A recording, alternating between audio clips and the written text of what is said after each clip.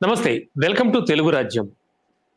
Polavaram project ఇది ఎప్పటికీ live సబ్జెక్టే.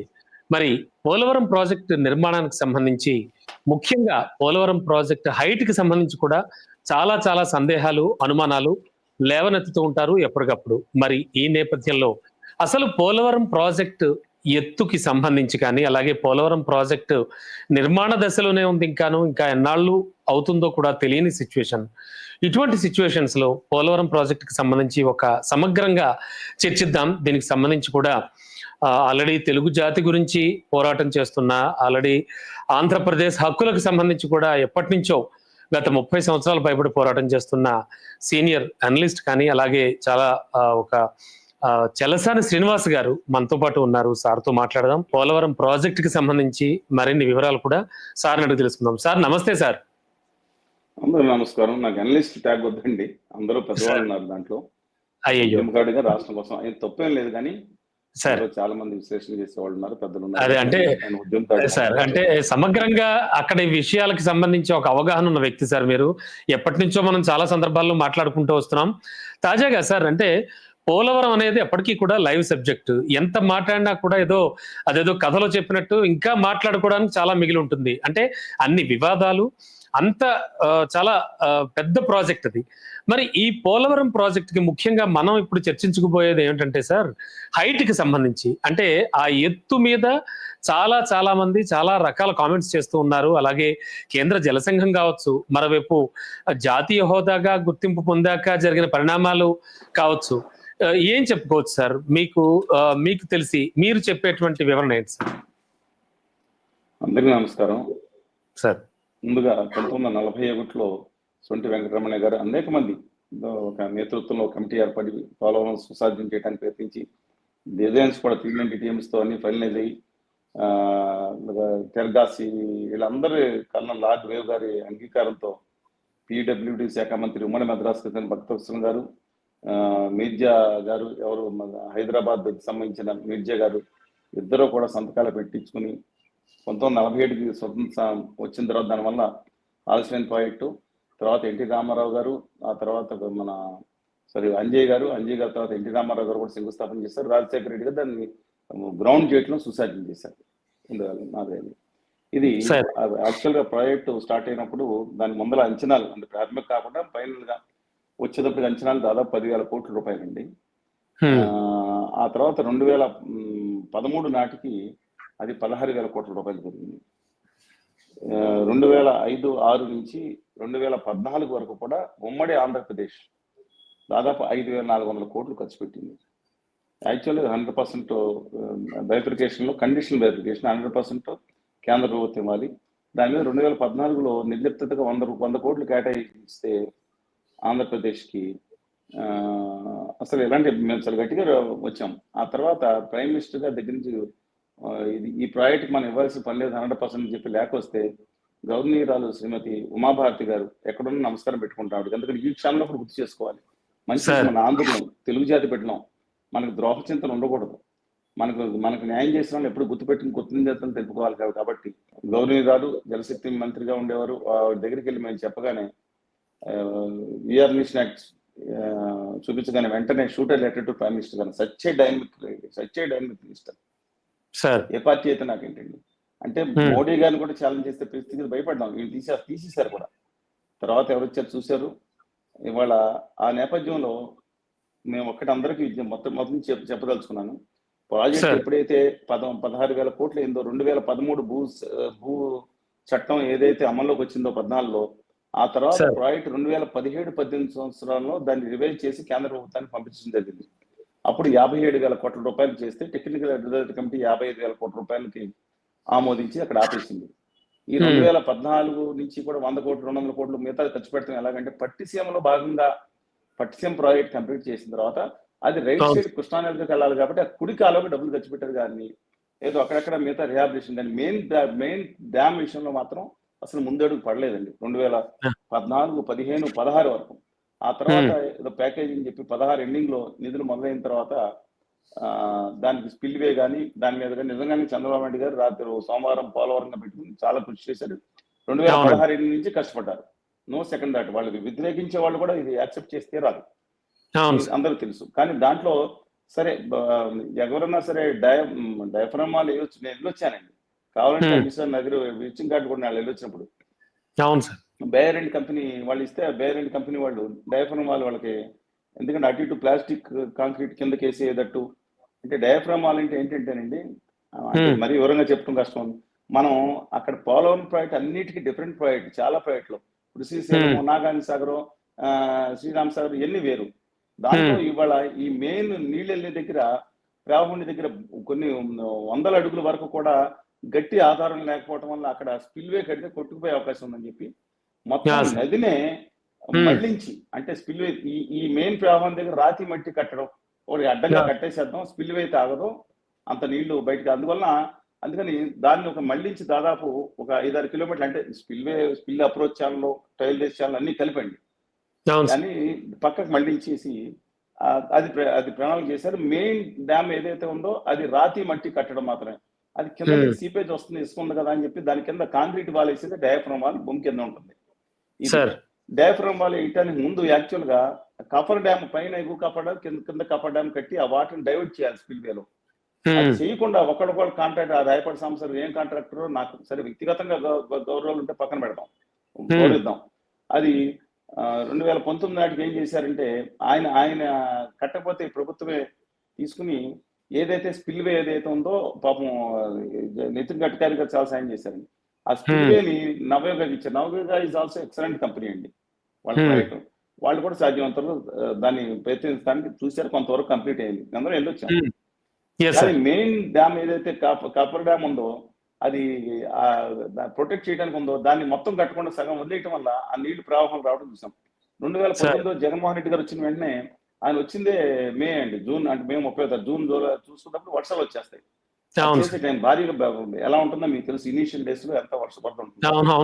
ఈ టైంకి అది ఆ లోపల మనకు తెలియకుండా భూమి లోపల నుంచి కోసేసే పరిస్థితి వచ్చిందని చెప్పారు. ఆయన రివర్స్ టెండరింగ్ విషయంలో తీసుకున్నారు. దాంట్లో పోనీ వాళ్ళని ఇమీడియట్ గా నిర్ణయం తీసుకుందామని చూస్తే వాళ్ళు రివర్స్ టెండరింగ్ అయిన తర్వాత మార్చి నుంచి మొదలు పెడతాం, ఎందుకంటే సీజన్ స్టార్ట్ అవుతుంది, జనవరి నుంచి మొదలు పెట్టవచ్చు. యాక్చువల్ చిన్న లోపం. తర్వాత మార్చి నుంచి కోవిడ్ పెట్టేశారు, కర్ఫ్యూ. మళ్ళీ ఆ సీజన్ తర్వాత జూలైలో వర్షాలు రావడం, రెండోసారి 20లో కూడా కొట్టేయడం జరిగింది. తర్వాత 21లో చూసుకునేటప్పటికి వీళ్ళందరూ అది కొట్టేసి ఉంది. దాన్ని ఏం చేయాలి అంటే అయిపోయి ముందర స్పిల్వే అంతా కంప్లీట్ చేశారు, అది అక్కడ ఆగి ఉంది. దానికి ఇప్పుడు పాత కాంట్రాక్టులు 2019 రెండు ప్రభుత్వాలు కూడా, ముఖ్యంగా పాత ప్రభుత్వం కూడా ముఖ్యమైన, నేను చెప్పిన దానికి ఇద్దరు కలిసి తిడతారు, ఎందుకంటే అంతే కదండి. ఇవాళ ఏటో గట్టు అటుగాని ఇటుగాని ఉంటేనే ఏటో గట్లు ఉండాలంటారు, స్వతంత్రంగా ఉంటే ఇద్దరు కలిసి పడేసి తిడతారు. చాలా బాధాకరం అండి ఇది, వింటానికి కూడా కొంతమంది యువత, ఎందుకని కొంతమంది నేను వేరాభాన్ని ఎలా ఉన్నాయి, అందువల్ల ఇద్దరు లోపం జరిగింది. ఒకరి మీద ఒకరు దోసేసుకుంటే ప్రయత్నం చేశారు. ఇది యాక్చువల్ గా. ఆ తర్వాత కేంద్ర ప్రభుత్వం మాత్రం ఒక దుర్మార్గమైన ఆలోచన ప్రవేశపెట్టింది. నేను 2014లో దేవిని ఉమా గారు చేసిన తర్వాత, అనిల్ కుమార్ యాదవ్ గారు మాట్లాడినా, తర్వాత అంబటి రాంబాబు గారు మాట్లాడినా, ప్రతిపక్షంలో ఉన్న వాళ్ళు అప్పుడు అధికార పక్షంలో తెలియకుండా మీరు డ్యామ్కి హైట్ తగ్గించుకుంటారంటే హైట్ తగ్గించలేదు, ఇంచులో కొనుక్కుంటూ అని వీళ్ళు మాట్లాడటం, ఛాలెంజ్ చేయటం, ఇదంతా కూడా ప్రజల్ని తప్పుదారి పట్టించడం. మీ అందరికీ చెప్తున్నాను, ఈ డ్యామ్ హైట్ 150 అడుగులు ఎత్తున కట్టాలని 1980లో 5 రాష్ట్రాల ముఖ్యమంత్రులు లేదా మంత్రుల సమయంలో ఆమోదం పొందింది. దీనికి ఏదైతే దీనికి అన్ని అనుమతులు పొందారు, తర్వాత వచ్చిన దాంట్లో 150 అడుగులు ఎత్తున డ్యామ్స్ డిజైన్ అప్రూవ్ అయినాయి. ఏళ్లకి రాష్ట్ర ప్రభుత్వం కానీ కేంద్ర ప్రభుత్వం కానీ యూనిలేటర్గా మార్చే హక్కే లేదు. నీళ్లు ఎంతవరకు నిలబెడతారనేది ఇంపార్టెంట్. అవును సార్, ఎవ్రీథింగ్ డ్యాము ఎత్తు తగ్గించేస్తామని ఎంత జనాల్ని మోసం చేయటమే అని భావిస్తున్నాను. కట్టేదేగా మా చేతి కట్టినట్టు కదే కట్టాలని చెప్పడం మానేసి మేము కట్టాలి కొలుసు, ఏందని నాకు అర్థం కాదు. ఇది వీళ్ళు మార్చడం లేదు. ఇక్కడ ఏం జరిగిందంటే స్పిల్వే అయిపోయింది, మొన్న 3 సంవత్సరాల్లో క్రితం స్పిల్వే అయింది. అయిన తర్వాత రాతి మట్టి కట్టడం అది పెద్ద ఇష్యూ కాదండి. డయాఫ్రమ్ వాళ్ళు దెబ్బతింది కాబట్టి అక్కడక్కడ దాని వల్ల ఆగింది. అది కూడా కట్టేయటం దాని పెద్ద ఖర్చు కూడా కాదు. లెఫ్ట్ కెనాల్, రైట్ కెనాల్ దాదాపుగా అయిపోయింది. దాదాపు 90%, 70%, 95% అయింది. ఇవాళ యాక్చువల్ గా పవర్ పాయింట్ కూడా మొన్న పెన్ స్టాక్ కూడా పెట్టడం జరిగింది. కప్లాన్ టర్బైన్ కూడా అది కూడా చేరుకోవడం జరిగింది అన్నారు. వాటర్ కనుక వెళ్తే దానికి కనెక్షన్ ఇవ్వటమే. ఇది సిచ్యుయేషన్. ఇది ఉంటే 2017-18 చంద్రబాబు నాయుడు గారు చాలా వరకు ప్రయత్నించారు, కానీ కేంద్ర ప్రభుత్వం అది నిర్వహిస్తుంది తప్పితే ముఖ్యంగా చేయలేదు. జగన్మోహన్ రెడ్డి గారు వచ్చిన తర్వాత 2 సంవత్సరాలు ఆ కోవిడ్ అని చెప్పి అది చెప్పి కేంద్ర ప్రభుత్వం ఇక్కడ కూడా పని సరిగ్గా సాగలేదు. రివర్స్ టెండింగ్ తో mega engineering dals good company, నేను నవోదయ కంపెనీ ఎలా అన్నాను, మెగా ఇంజనీరింగ్ దాల్స్ వీళ్ళందరూ తెలుగు పెట్టలేండి, వాళ్ళు పూర్తి చేసి పేరు తెచ్చుకోవాలి ఉండదా? విశ్వేశ్వరరావు గారు కానీ మన రెడ్డి గారు కానీ ఇద్దరికి, కృష్ణారెడ్డి గారు కానీ డెఫినెట్ గా ఉంటుంది. ఎందుకు నేను ఇవాళ మళ్ళీ మెగా ఇంజిన్ తిట్టిన బట్ ఈ ప్రభుత్వం ఎందుకు కొనసాగిస్తుంది?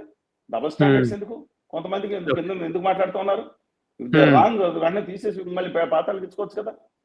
అవిగాని తీయడం తప్పండి, సరే వాట్ ఎవర్ మేబీ జరిగింది.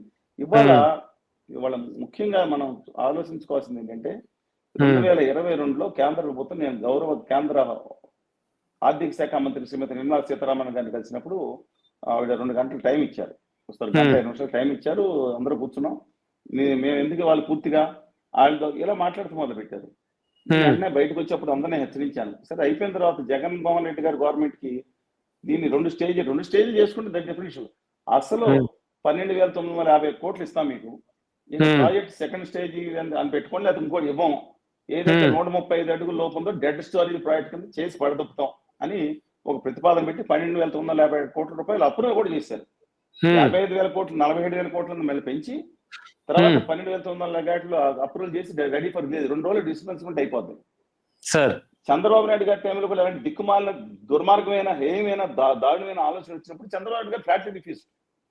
ఆ రోజు కొంచెం ధైర్యంగా నిలబడి నేను ఇలాంటి దిక్కుమాలిన ఆలోచన ఒప్పుకొని 2018లో చెప్పేశారు ఆయన. మాకు తెలిసి ఒప్పుకునే మనిషి కాదు, తెలుగు బిడ్డ కదండి, ఎందుకు ద్రోహం చేస్తారు? ఆ రోజులు ఇంత భయపడాలి మోడీ గారికి, ఆదాని గారికి, అమిత్ షా గారికి భయపడే రోజులు కూడా కాదండి. ఆ తర్వాత జగన్మోహన్ రెడ్డి గారు తన కేసులు ఎన్ని ఇబ్బందులు ఉన్నాయి, వాళ్ళ చేతిలో పెట్టి ఆడిస్తున్నట్టు బాగానే ఉంది, వినయ్ విజయరామ్లా ఉన్నారు. అయినా సరే నాగేంద్రనాథ్ గారిని ఉన్నారండి, ఆయనతో చెప్పడం జరిగినప్పుడు నేను వెళ్ళి మాట్లాడతాను. సరే ఆయన ఎలా కమ్యూనికేట్ చేశారు, ఎందుకంటే ఇలా మీరు సంతకం పెట్టి దీన్ని డెడ్ స్టోరేజ్ ప్రాజెక్ట్ కింద ఒప్పుకుని తర్వాత మన సాగుబడి చెవులు మూసి మన దగ్గర కలెక్ట్ చేసుకుని చెప్తే జాతిలో చరిత్ర ద్రోహులుగా మిగిలిపోతారు అని చెప్పి ఆయన కమ్యూనికేటెడ్ ఐ థింక్ రెస్ట్ అని అన్నారు. ఆ రోజు జగన్మోహన్ రెడ్డి గారి ప్రభుత్వం ఒప్పుకోలేదు, చంద్రబాబు నాయుడు గారి ప్రభుత్వం ఎలా ఒప్పుకోలేదు అప్పుడు కూడా ఒప్పుకోలేదు. ఎందుకంటే జాతిలో ద్రోహుల కింద కక్కుర్తిపడి ద్రోహుల కింద మిగాల్సిన అవసరం లేదండి. అది వెంటనే నాకు నిధులు రావాలి, మీకు చాలా విశ్వాసపాత్రంగా వ్యవహరిస్తున్నారు కదా కేంద్రంలోకి, మనకు రావాలంటే మరి రాష్ట్ర ప్రభుత్వ పరిస్థితి బాగాలేదు, మిగతా ఏమైనా ఉన్నాయంటే 10,400 కోట్లు మీకు ఇస్తాం, మీరు పట్టుకుపోండి ఏదో అకౌంట్ లో పెట్టి, మరి అకౌంట్ లేదంటే లోటు భర్తీలో క్లోజ్ చేసేసి ఓపెన్ చేసి ఇచ్చేస్తామని ఇచ్చేసి 2 days ఇచ్చేసి ఇట్ ఈస్ ఫ్యాక్ట్ అండి. చంద్రబాబు నాయుడు గారు ఏమో చాలా ఫైట్ చేశారు, 3,972 కోట్లు వచ్చింది, 60 కోట్లు ఇస్తామన్నారు అని ఎవరప్పుడు. ఇది జరిగింది. ఆ తర్వాత ఆయన ఈయన ఒప్పుకోపోయేటప్పుడు కేంద్ర ప్రభుత్వం మోకాలట్టడం మొదలుపెట్టింది. నువ్వు బ్లాక్ మెయిలింగ్ అవునా కాదని నేను అడుగుతున్నాను. ఇది కేంద్ర ప్రభుత్వం రాష్ట్ర ప్రభుత్వాన్ని బ్లాక్ మెయిల్ చేసింది, రాంగ్ కరెక్ట్. దాంతో ఆ తర్వాత వచ్చిన తర్వాత కొత్త ప్రభుత్వం వచ్చింది, డెఫినెట్ గా కొంగో తహసీల్దార్ వచ్చింది. నేను 96 నాటి చంద్రబాబు నాయుడు గారిని చూస్తారన్నారు. చంద్రబాబు నాయుడు గారు అద్భుతంగా ఆయన, నేను కళ్యాణ్ బాబు గురించి మాట్లాడాను, ఆయన బీజేపీ ఆదాని గారి పార్టీతో ఉన్నారు, విశ్వాసపత్రంగా విశ్వసనీయంగా ఆ పార్టీకి ఆ కేంద్రానికి ఉన్నారు. కాబట్టి నేను చెప్తా ఉన్నారు, నేను మాట్లాడితే నేను అమిత్ షా గారితో మోడీ గారితో సంబంధాలు ఉన్నాయి, దగ్గర సంబంధాలు నిజమే ఫ్యాక్ట్, దాని వెరీ గుడ్ ఆ విషయంలో. I don't want say any negative comments about it. Yes right. Now ఈ ప్రభుత్వం వచ్చిన తర్వాత మళ్ళీ కేంద్ర ప్రభుత్వం నుంచి మేము మీరు ఈ ప్రాజెక్ట్ ని కనుక మొత్తం 194 టీఎంసీలు అండి, 194 టీఎంసీలో 75 టీఎంసీలు లైవ్ స్టోరేజ్, దాని డెడ్ స్టోరేజ్ 119 టీఎంసీ లోపు వస్తే డెడ్ స్టోరేజ్ అవుతుంది. లైవ్ అంటే ఇలా డెడ్ అంటే ఆ ప్రాజెక్ట్ నుంచి కాలువల్లోకి లేదా మిగతాది ఉండేది లైవ్ స్టోరేజ్ వాడుకునేది. డెడ్ స్టోరేజ్ అనేది ఉంటుంది, దాని నుంచి కూడా చూట్ గేట్లు తీసుకుని వాడచ్చు, చూట్ గేట్లు అంటారు, అది వాడచ్చు, అది వేరే సంగతి. కానీ కాలువలకి పూర్తి స్థాయిలో ప్రవాహం పూర్తిగా వెళ్ళాలంటే 5 నెలలు వెళ్ళాలంటే మాత్రం కొంచెం కష్టం అవుతుంది సార్. అందువల్ల ఎండిడిఎల్ వేరే ఉంది. అందువల్ల ఏం చేశారంటే మేము 135 అడుగులైతే ఒప్పుకునే పరిస్థితి వస్తే ఇప్పుడు కేంద్ర ప్రభుత్వం మళ్ళీ బ్లాక్ మెయిలింగ్ మొదలు పెట్టిందని ఆరోపణ. కేంద్రంలో ఎర్రనాయుడు గారు ఎంత కష్టపడ్డారు, వీళ్ళ అబ్బాయి ఇవాళ పార్లమెంట్ మరి ఈ రామ్మోహన్ నాయుడు గారినే డౌట్ గా ఉంది. ఏదైతే సరిగ్గా సంవత్సరం క్రితం అన్యాయం జరుగుతుందని పార్లమెంట్ లో మాకు ఇవ్వండి, మాకు పోలవరం పూర్తి కావాలి, విభజన హామీలు ప్రత్యేక హోదాలో ఒకటి కూడా రాలేదు, ఎంత దాడుంది, అది లేకపోతే భవిష్యత్తు లేదని ఏదైతే మాట్లాడారు, ఇంత టన్నుల వీడియోలు ఉంటాయి చూడండి ఒకసారి, బయట కూడా ఈ ఈయన్ని మరి ఒత్తిడి చేశారు, ఏం చేశారో తెలియదండి.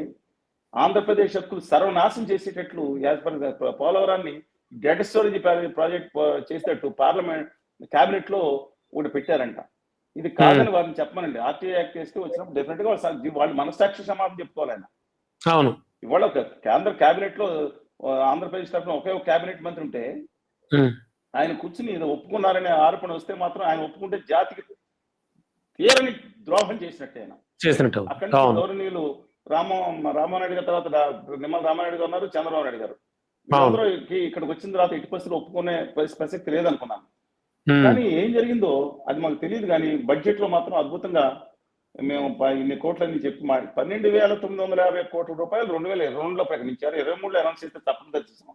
24లో చంద్రబాబు నాయుడు గారి ప్రభుత్వం మళ్ళీ అనౌన్స్ చేశారు, తగ్గించి ఇంకా 150 కోట్లు, 12,150 కోట్లు తగ్గింది. మళ్ళీ చంద్రబాబు 2025 బడ్జెట్ లో ప్రవేశపెట్టారంటే దాంట్లో ఎంత దుర్మార్గంగా ప్రవేశపెట్టారంటే, నేను చెప్పింది కొంచెం టెక్నికల్ పాయింట్స్ కాబట్టి కావాలంటే విడమర్చి చెప్తున్నాండి. 24-25లో ఎప్పుడో ఖర్చు పెట్టేసిన డబ్బులకి 2,800 కోట్లు అంట. ఇంకా ఈ మార్చి లోపల ఇవ్వాల్సిన డబ్బులు కొన్ని డబ్బులు ఇస్తారంటే 2026 మార్చి వరకు ఇంకో 5,900 కోట్లు అంట. ఎప్పుడో ఇచ్చారు కదండి, ఇది ఇచ్చేది. ఇంకా ఉంటే ఎంగిల్ బతుకులు విధింపులు కొంచెం చేస్తారు, డేప్రమాలకు అయిపోయింది, మీరు సావండి అన్నట్టు. ఇది అంటే ఇవాళ ప్రాజెక్ట్ ఎలా కట్టి తీరాల్సింది, అది 154 ఉంటుంది, 150 అడుగులు నీళ్ళు నిలబెట్టాల్సినట్టు ఉండాల్సి. అది డిజైన్ చేంజ్ చేయడానికి లేదు, మనం లేదు. నీళ్ళు నిలబెట్టేది మాత్రం దీన్ని డెడ్ స్టోరేజ్ చేశారు. ఇంత నిధుల విషయంలో ఇంత దుర్మార్గంగా, హేయంగా, నయవంచిన, నమ్మక ద్రోహం చేసిన ప్రభుత్వం ఈ స్వతంత్ర చరిత్రలో ఎక్కడా లేదండి. ఎవరైనా చెప్తారు ఆ కండిషన్ చెప్తాను. ఒక వేరే డైరెక్ట్ మ్యాన్ పేపర్ కాకుండా వేరే అనుబంధం దాంట్లో ఇచ్చి దాంట్లో 38వ కండిషన్ కింద 38ది 36 తర్వాత 38 దాంట్లో state of district of Andhra Pradesh, Andhra Pradesh జిల్లానా అంటే అది రాసిన వాళ్ళు 10th క్లాసా, అది కూడా 10th క్లాస్ కూడా బాగా చదువుతాను ఈ మధ్యన. అంటే ఎంత దుర్మార్గంగా ఆ ఇరికిచ్చిన దాంట్లో కేవలం దీన్ని 41.15 మీటర్లకి స్టేజ్ పోనీ స్టేజ్ 1 స్టేజ్ 2 ఒప్పుకుంటే రాష్ట్ర ప్రభుత్వాలు ఇంతకుముందు ఓకే, అది వేరే సంగతి, ముందరేమంటే సంవత్సరానికి మిగతా ఇస్తుంది. అసలు ఏమీ లేకుండా ఇది క్లోజ్ చేస్తాం project with the fulfilment of our హామీ. అంటే ఆ రోజు ఏదైతే మనం పార్లమెంట్ లో బిల్లు ప్రవేశపెట్టారో మళ్ళీ పార్లమెంట్ ద్వారానే దాన్ని నాశనం చేసే ఉద్దేశంతో పార్లమెంట్ లో బిల్లు పెట్టారు. ఇది కూడా ఆ ఫైనాన్స్ బిల్లో ఎదిగిచ్చేసి దాంట్లో ఎంత దుర్మార్గం, ఎంత కుట్రని నిజంగా అవతరాలు వచ్చి నీకు ఇవ్వనని చెప్పినా వేరే ఎంత దుర్మార్గంగా కుట్ర పెడితే అర్థం చేసుకోలేని ప్రజల్ని ఏం చేయమంటారు. మా వాదన కూడా వినిపించట్లేదు. డ్యూ రెస్పెక్ట్ పెద్ద మీడియా, మేజర్ మీడియా నేనేం తప్పు చేశానండి, ఎవరైనా తప్పు మాట్లాడానా లేదా ఛానల్ చేసి ఇంకోటి చెప్పు కొట్టానా? అసెంబ్లీని ఎంత యజమానులు ఈ రోజు గౌరవిస్తా, జర్నలిస్టులు ఈ రోజు గౌరవిస్తా. మన స్వతంత్ర వ్యక్తులు ఎందుకు నోరు నొక్కేశారు అందరూ అటు ఇటు కలిపి?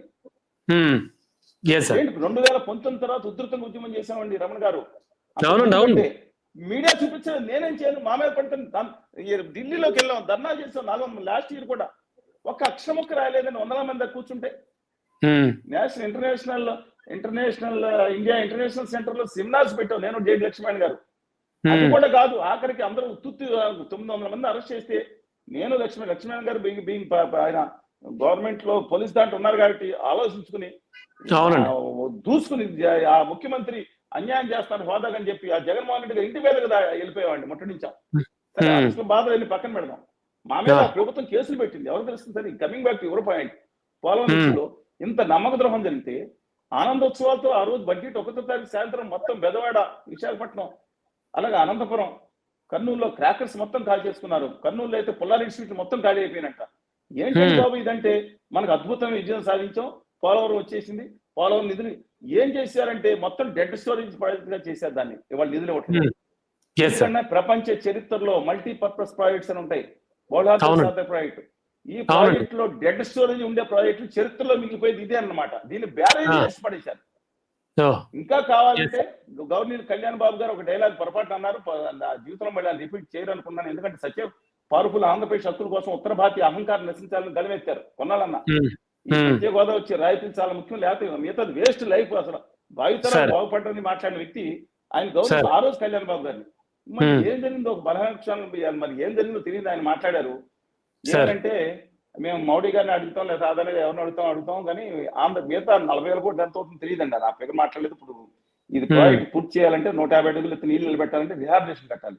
ఇదంటే ఆంధ్రప్రదేశ్ ప్రజల, శ్రీకాకుళం నుంచి అనంతపురం ప్రజల పొళ్ళోడు కొట్టి సెస్ చేసి పుట్టినోడి దగ్గర నుంచి చచ్చిపోయేవాడు వరకు వసూలు చేయడానికి మోడీ గారిని అడుగుతాను. మోడీ గారిని అడుగుతానండి అసలు నాకేం అర్థం కావట్లేదు. ఆదాని గారి లాంగ్వేజ్ మాట్లాడతానండి. కమింగ్ బ్యాక్ దిస్ పాయింట్ మళ్ళీ ఇంకోసారి ఇవాళ దీన్ని డెట్ స్టోరేజ్ ప్రొవైడ్ చేసేసి రిహాబిలిటేషన్ రీసెటిల్మెంట్ లో దుర్మార్గం చేయడానికి నిర్ణయించేస్తున్నారు కేంద్ర ప్రభుత్వం నిధులు ఇవ్వకుండా. ఇవాళ మీరు మీకు సావన ఇవాళ ప్రాజెక్టులు నిజంగా ఇలా కొన్ని చోట్ల కొండలు ఎలా ఉంటే ఈ 2 గ్రామాలు మాత్రం 135 అడుగులు ఎత్తుంటే దానికి మాత్రం రిహాబిలిటేషన్ ఇచ్చి ఆ గ్రామాలని వేరే చోట్ల తరలించి పెడతారు. ఈ కొండ మీద ఉన్న గ్రామాలను చుట్టూరా నీళ్లు వచ్చేస్తే ఎలా వెళ్తారు? మీరు రంగుల చొక్కా వేసుకుని కూర్చున్నారు, నేను తెల్ల చొక్కా వేసుకుని కూర్చున్నా. ముఖ్యమంత్రి అందరూ బ్రహ్మాండంగా ఉన్నారు, ఉప ముఖ్యమంత్రి గారు బ్రహ్మాండంగా ఉన్నారు. నాకు అర్థం కాదండి, వాళ్ళ బాధలు అర్థం కాదు. నాగరికులు మనం, మీరు నేను నాగరికులు కింద పోజులు కొడతామా? మనం సామాన్యుల యొక్క బాధలు అర్థం చేసుకోకూడదా? సగం పెట్టేసి సగం నువ్వు కట్టబోతే తర్వాత సగం పెట్టేసి మోకాళ్ళ దాకా పై దాకా నడుం దాకా నీళ్ళలో పెట్టేసి సావండి అంటే ఏమవుతారండి వాళ్ళు? ఎలా వస్తారండి? మనుషులు కాదా మీరు? ఒక్కళ్ళే మనుషులా? ఆదాని గారు నాకు అర్థమవుతుంది సార్. ఎన్నో పోరాటాల ఫలితం అఫ్ కోర్స్ ఆ శాంక్షన్ అవుతున్న అమౌంట్ నారాయణ స్వామి గారికి దండం పెడతామండి. కిరిశేషులు గారు మొన్న మా పోలవరం సాధన సమితి అధ్యక్షులుగా ఉన్నారు.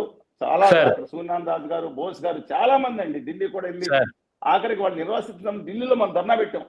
నేను గ్రామాలకు వెళ్ళాను అనేక వ్యక్తిగతంగా సేవా కార్యక్రమం నిర్వహించానండి. వాళ్ళకి మర్చిపోయి నిర్వాసితుల కోసం పాదయాత్రలు పాల్గొన్నా 2-3 రోజులు. మిగతాది వామపక్షాలు చేశారు, పాల్గొన్నా కూడా తిరిగాం. At the time of point ఇప్పుడు చూస్తే కనుక కూటమి ప్రభుత్వంలో కీలక భాగస్వామిగా ఉన్నటువంటి టీడీపీ కానీ, అలాగే ప్రభుత్వాన్ని కొనసాగిస్తున్నటువంటి ఈ టీడీపీ మరి ఇప్పుడున్న కండిషన్ లో సార్ ఈ 5 years లో ఖచ్చితంగా ఏమైనా ఒక సఫలీకృతం అయింది అనేటువంటి మాట ఏమైనా వినగలుగుతామా? ఖచ్చితంగా చెప్తానండి. నేను విమర్శలు చేయటంలోనే మీరు కానీ మేము కానీ విమర్శలు చేయడంతో కరెక్ట్ కాదండి. అభినందిద్దాం. విమర్శ చేసినప్పుడు నిర్మాణాత్మక చేసి సూచి పరిష్కార మార్గం కూడా చెప్పగలిగినప్పుడే నేను మిగతా వాళ్ళ గురించి మనం మాట్లాడినా నేను మాట్లాడినా మీరు మాట్లాడిన అర్థం ఉంటుంది. ఇది వెంటనే తక్షణం బిల్లు వస్తుందండి. బిల్లు రేపు పొద్దున పార్లమెంట్ స్టార్ట్ అవుతుంది. చిన్న అమెండ్మెంట్ పాస్ చేయాలి. ఏమంటే మీరు ప్రాజెక్ట్ లో డెట్ చేశారు, అది స్టేజ్ 1 అని పెట్టుకుని స్టేజ్ ఇంకా కేంద్ర ప్రభుత్వం ఇవ్వాలని పెట్టండి అని అమెండ్మెంట్ బీజేపీ వాళ్ళు కూడా చాలా చోట్ల మూవ్ చేస్తారు. చేయకపోవడానికి ఇదేమి బీజేపీ వాళ్ళు స్టేట్స్ గురించి అమెండ్మెంట్స్ ఇస్తారు. కనుక చేయకపోతే ఈ 35 మంది, ఒకళ్ళు గుజరాతీ ఆయన సంగతి వద్దండి, 35 మంది తెలుగు బిడ్డలు ఎవరో ఇంక్లూడింగ్ రణరంజన్ రెడ్డి గారు అండ్ ఆర్ కృష్ణయ్య గారితో సహా ఇతర రాష్ట్రాలకు సంబంధించిన మా తెలుగు బిడ్డలు, I respect all the way, ఇవాళ జాతికి ద్రోహులుగా మిగిలిపోతారు. శాశ్వత ద్రోహులుగా వచ్చే 100-200 సంవత్సరాలకు మిగిలిపోతారు. అమెండ్మెంట్ పాస్ చేయండి. ఇవాళ వరకు ఛాన్స్ ఉంది. నా వాయిస్ ఏదైతే ఇవాళ టీవీలో ఇవాళ మీ దాంట్లో వస్తుందో దయచేసి 10-20 సంవత్సరాలు గుర్తుంచుకోమని చెప్తున్నాను. 2019లో ఉధృతంగా పోరాటం చేసిన మీడియాలు చూపించలేదు, ఎందుకు నాకు తెలియదు. ఇవాళ మీది కానీ మిగతా వాళ్ళు అప్పుడప్పుడు చూపించిన వాళ్ళు ధన్యవాదాలు చెప్తాను. ఎప్పుడు నేను ఎప్పుడు ఇది చాలా 35 మంది ఎంపీలకు పంపించండి. నేను చెప్పింది respect all of them. Telugu బిడ్డలుగా వాళ్ళకి ఎందుకు ద్రోహం చేయాలంటుందా? ఆంధ్రప్రదేశ్ కి నమ్మకం ద్రోహం చేయాలంటుందా? ఆదాయ పార్టీ అని చెప్తే ఉత్తర భారతీయ జనతా పార్టీ చెప్తే చప్పటి కొడతారా? కనీసం ఎంత భయపడి కొట్టినా మన జాతికి చేసే ద్రోహం శాశ్వతమైన ద్రోహం అని అనుకుంటే వాళ్ళు ఆగుతారండి? కనీసం జాతులు శాశ్వత ద్రోహులుగా ఉండడానికి ఇష్టపడరు. దయచేసి మీ చేతుల్లో ఉంది, అమెండ్మెంట్ మూవ్ చేయండి. ఇవాళ ఆయనేమో కాపాడాము, ఆయన పోగొట్టాడు, ఈయన పోగొట్టాడు, ఒకళ్ళ మీద ఒకళ్ళు తిట్టుకుని, బూతులు తిట్టుకుని, ఆ కుటుంబాలను తిట్టుకుని, ఏంటి దౌర్భాగ్యం? అర్థం కాదు. ఏంటి దౌర్భాగ్యం? ఒకళ్ళ మీద, ఒకళ్ళ భార్యల మీద, లేదా ఇంకోళ్ళ మీద పెళ్లి మీద, లేదా ఇంకొకళ్ళ మీద క్రిమినల్, ఇదేనా? ఫ్యాన్స్ ఏం చేశారంటే సైకో ఫ్యాన్స్ చేసేస్తున్నారు. ఉప ముఖ్యమంత్రి గారు చెప్పండి. తప్పకుండా మీరు చేసే ప్రయత్నాలు ఫలించాలి. అండ్ వన్ మోర్ థింగ్ ఏంటంటే అమెండ్మెంట్ అనేది ఖచ్చితంగా మీరు చెప్పినట్టుగా మూవ్ అవ్వాలి. దానికి సంబంధించి ఒక సఫలీకృతమైన వార్త అయితే ఖచ్చితంగా వినాలి సార్. పంపించండి. 35 మంది ఎంపీలకి టీవీ మీ దగ్గర ఉంటే నెంబర్లకి I respect all of them. I'm taking you sir. మా ఎంపీలు అందరికి 35 మంది ఎంపీలకి ఒక ఎంపీని తీసేయండి. గుజరాతీ భాషలో చెప్తే అర్థం అవుద్ది. అలాగే 175 మంది ఎమ్మెల్యేలకి, అలాగే శాసనమండలి సభ్యులు అందరికీ కూడా మీ దగ్గర అడ్రస్ ఉంటుంది కాబట్టి దయచేసి మై హంబుల్ రిక్వెస్ట్ మీరు అర్థం చేసుకుని, ఇవాళ కూడా ఛాన్స్ ఉంది, ఆఖరి ఛాన్స్ ఊరేసేసి మాకండి. శాశ్వతంగా ఆంధ్రప్రదేశ్ కి జీవనాడికి ఉరేసేసే పరిస్థితి తీసుకురామకండి. ఇంతకుముందు వాళ్ళు చేయలేదు, వీళ్ళు చేయలేదు, అన్ని లెక్కలు చాలా ఉంటాయి. కాకుండా అవును సార్, అవును. Sure sir, thank you sir. Please do subscribe to Telugu Rajyam channel. Please do subscribe to Telugu Rajyam channel. Please do subscribe to Telugu Rajyam channel. Hi అండి, నేను మీ ఆర్పీని, నెల్లూరు పెద్దారెడ్డి చేపల పులుసు ఓనర్ని. మీరు తెలుగు రాజ్యం అనే ఈ యూట్యూబ్ ఛానల్ సబ్స్క్రైబ్ చేసుకుని మంచి మంచి వీడియోలతో వస్తారు. Thank you so much. Hi people, I'm Sonakshi Verma and you please watch Telugu Rajyam and please subscribe to the channel.